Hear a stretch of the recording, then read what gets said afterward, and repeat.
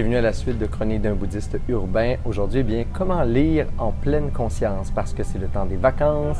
Plusieurs d'entre vous allez mettre la main sur plein de livres, parfois refaire des lectures inspirantes.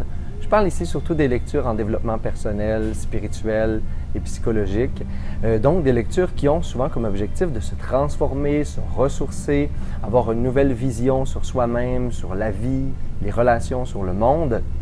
Eh bien, est-ce que vous vous demandez pourquoi, après avoir parfois autant lu de ces livres de sagesse ancestrale ou moderne, vous avez l'impression que votre vie n'a pas beaucoup changé et que vous n'avez pas autant guéri, trouvé de solutions à l'intérieur de vous?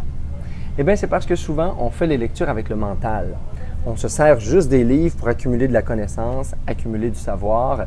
Et c'est là où il y a un piège dans la lecture aujourd'hui, dans la suraccessibilité de l'information concernant les spiritualités, concernant le développement de soi.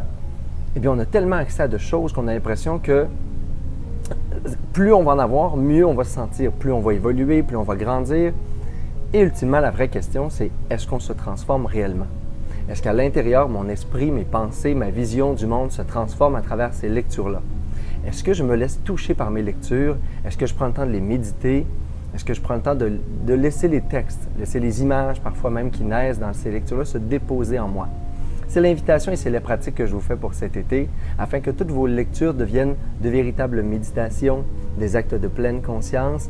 Alors, au lieu de vous donner comme défi peut-être de lire 6 nouveaux livres cet été sur le développement personnel, eh bien, je vous invite peut-être à réduire la quantité, mais à prendre des pauses durant vos lectures, à respirer les mots, à vous laisser toucher, à écrire suite à un chapitre si c'est quelque chose qui vous a touché sincèrement, et surtout à vous demander comment ce que vous êtes en train de lire parle de vous, parle de votre vie, et comment vous pouvez intégrer cette sagesse-là dans la vie de tous les jours afin de vivre avec plus de conscience et plus de sagesse au quotidien.